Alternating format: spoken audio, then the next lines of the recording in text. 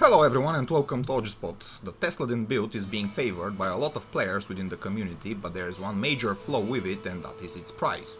It simply relies on a lot of high-end and pretty expensive run wards to reach its full potential and become that PvM and PvP beast that we all know.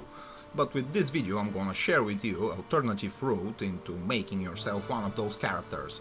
So let's go ahead and show you what I've got, and this is my level 90 paladin with base value of 95 strength, 105 dexterity, 300 vitality and nothing into energy. I've got 30 stat points remaining and my resistance pool is looking capped: 75% fire resist, 69% cold resist and 43% lightning and poison resistance. After buffing up with Holy Shield, my defense is close to 15k mark, of course being capped out at 75% chance to block. Our attack rating is slightly over 2k, but that doesn't matter at all with this setup. And our Zeal damage is close to the 10k mark, with our Holy Shock boost damage slightly over 3k. So let's go over the advanced stats page so you got a better idea of how this character looks like in general. So the main perk of this setup is the minus 35% enemy lightning resist. We've got 30% deadly strike, 50% chance of crushing blow, 35% chance of open wounds, ignores target defense, 382% damage to demons, 43% damage to undead, 30% faster block rate, 60% faster hit recovery, 30% faster run walk, 40% increased attack speed. And we've got physical damage reduction by 15%, magic damage reduced by 12 and damage reduced by 15, so pretty solid stats overall. Now let's move over to the skill page. So in here, starting up with the defensive auras, everything which you can see is just a single point into it, apart from the maxed out resist lightning and the maxed out salvation auras, which both of them are being synergies of our main aura, which is the Holy Shock. And let's go over the offensive auras right now. So in here I've got 1 point into Might and Holy Fire and Holy Freeze, and this ultimately unlocks the Holy Shock aura, which we also got maxed out. So let's move over to the combat skills page, and in here everything which you can see is just a single point, apart from the maxed out Holy Shield, which is the best perk the Paladin class comes with. And now let's move over to the inventory and charms. So in here, the main thing which you would like to focus with the alternative way of making a Tesladin character is gonna be the O skills. And the O skills are gonna be your primarily damage boost, which you can have with such a setup. So in terms of helmet, you can start with the Runeward lore, which is extremely easy to make, but I'd recommend you to find that sweet balance and between the skill points and things like crushing blow and deadly strike. So in this situation I'd recommend to use the G-Face helmet as the best in slot for this setup. And of course it comes with a lot of perks like deadly strike, crushing blow and 15 to strength, also 30% faster hit recovery, so pretty solid helm. In terms of price, it's extremely accessible and very cheap. You can get one pretty quickly and very easily. Not normal, but yeah, even normal difficulty you can spawn one from Bale runs. On Nightmare it's very easy to get, so very tradable item and not that pricey as well. In terms of gloves, we got the Laying of Hands, which are part of the Disciple set, so pretty notorious item for the 350% damage to demons, massive amount of fire resist 50 and the 20% increased attack speed. So the belt of choice is a String of Ears, and again pretty cheap belt and very accessible and easy to get. It gives some survivability to the character in terms of magic damage reduced by 12, physical damage reduced by 15%, and some life leech as well.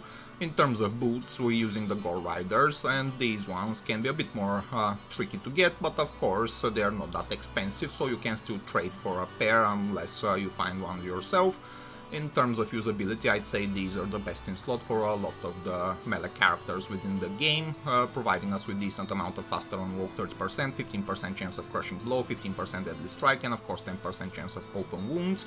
So these ones also comes with the perk of requirements minus 25%, so if you want you can upgrade them to Myrmidon Graves and just take advantage of that perk, but that's another story. So in terms of shield, using the Herald of Zakarum for this current setup, but of course whenever you start you're not gonna have the Herald of Zakarum straight away, so what I would recommend in that situation is to make yourself one Spirit run ward into a Paladin based shield, being that with enhanced damage or resistances they're both pretty usable for this build, and of course they are very cheap and you can make one even in normal difficulty.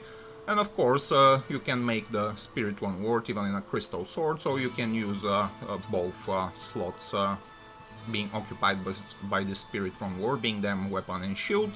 So at the moment I'm using the Herald of Zakarum, and also my weapon is the Crescent Moon, which is, I'd say, the best in slot for a budget setup like this one. It comes with pretty good perks in terms of AoE effects, granted by the 7% chance to cast level 13 static field on striking and also 10% chance to cast Chain Lightning 17 on striking. It comes with the ignore target's defense perk, which we really need because we don't have enough of attack rating which we would otherwise need. So with minus 35% to enemy lightning resist, this weapon especially shines with this build, and we also got 25% chance of open wounds, 10 to magic absorb and 2 to mana after each kill, so pretty solid weapon.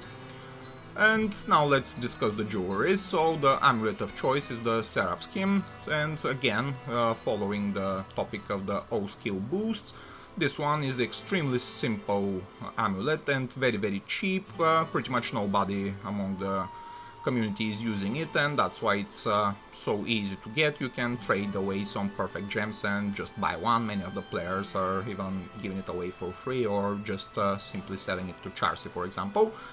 And that's about that. The main part we're using it is the skills bonus. It can roll between 1 and up to 2 to defensive auras, but that doesn't really affect the build performance. So in terms of the rest of the jewelry, we got some pretty okay rare ring with massive amounts of strength boost and decent all resistances, also some attack rating on it, and some pretty crappy crafted ring, which is just a current placeholder for the minute.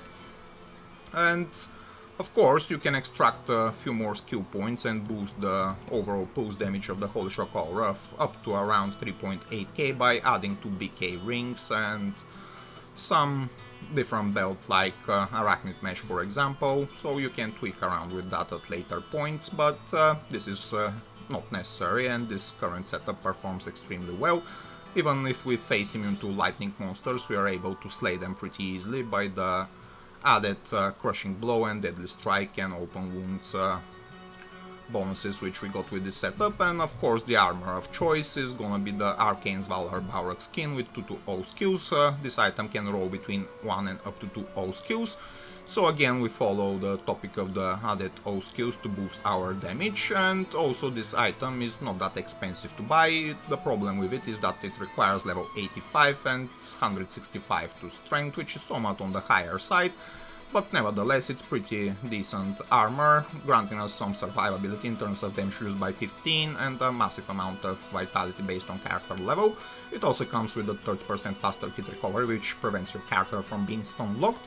So that's about the inventory pretty much. As I've said, you can start by using a Spirit Shield and Spirit Sword as a weapon and shield until you get to Herald of Zakarum and the Crescent Moon, which is the best item for this build, I'd say. In terms of inventory, of course, whenever you start the ladder season straight away, you're not gonna have access to a Nihilus Charm or either the Hellfire Torch, but I'd say within a week or two of the ladder start, these items are getting quite significant price drops, primarily because everybody has them at that point, so you can grind a bit and save for like 2 weeks and then get them for very cheap. And the other massive damage boost which you can get for this setup is gonna be the Skiller Charms, so something like that. These offensive aura skillers are extremely cheap, simply because absolutely nobody is using them, and every single one of these I bought for 3 perfect gems each, so this is an extremely effective way to boost your overall damage. The rest of my charms are just mixed rubbish, pretty much, so that's about it. As the moment, and of course at later points you can make the transition to more powerful version of this whole build by just making transition into like Dream Runwards, for example. You can use items like Chains of Honor for the armor slots, or even Tyrell's Might is a good candidate.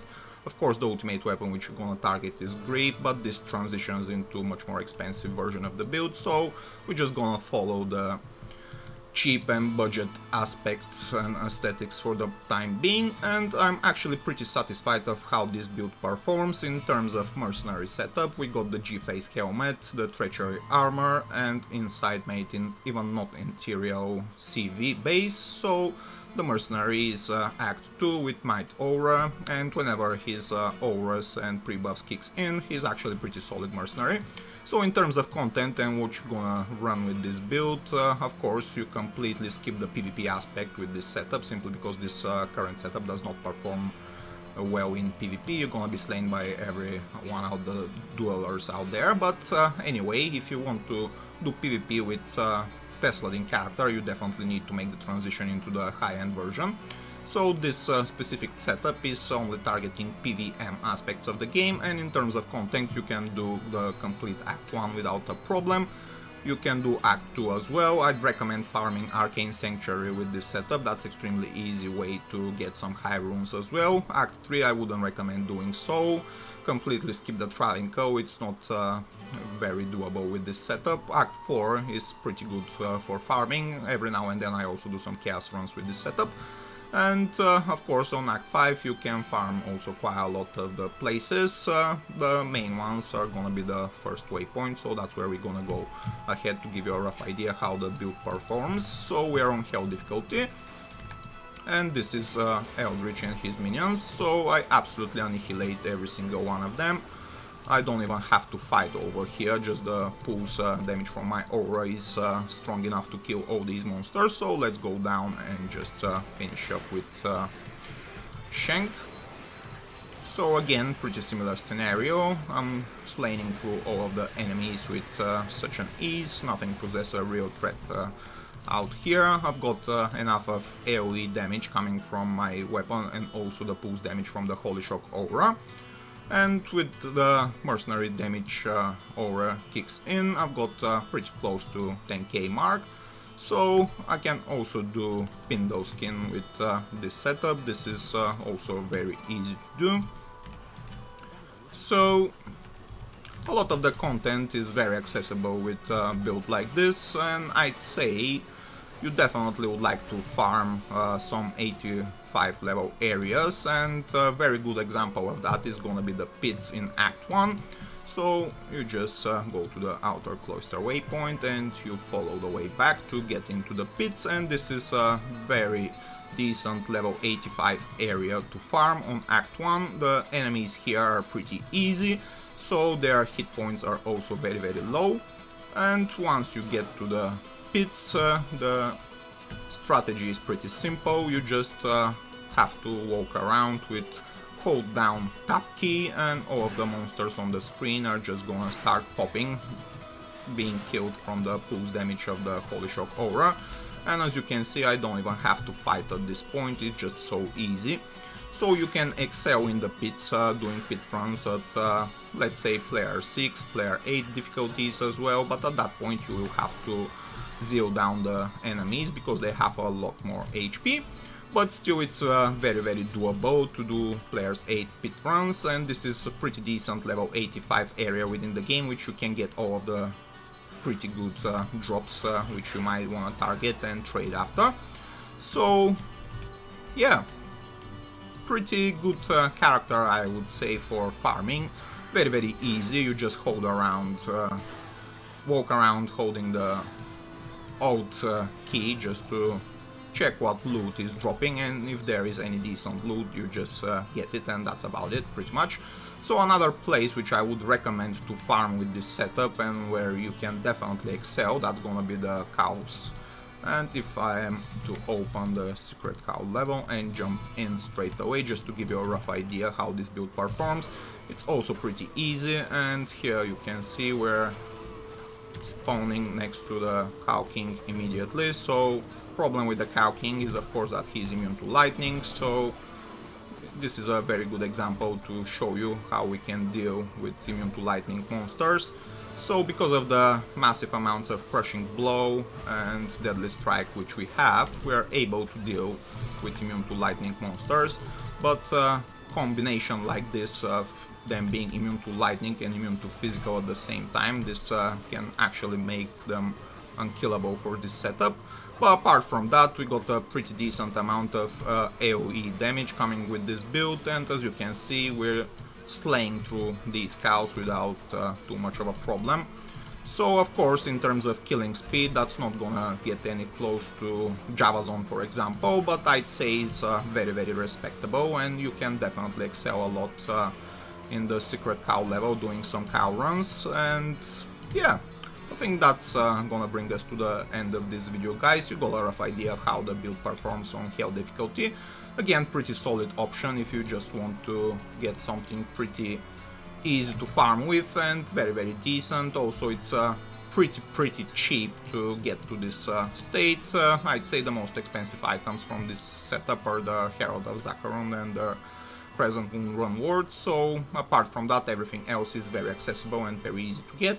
At later points, you would like to transition into CTA for pre-buffing yourself and just get some of the high-end run wards eventually. But yeah, that's gonna be the end of this video, guys. I hope you liked it, I hope you've learned something new, and if you happen to do so, I would highly appreciate if you click the like button, maybe consider even subscribing the channel if you like this type of content. So stay tuned for the next one, and I'll see you later. Bye!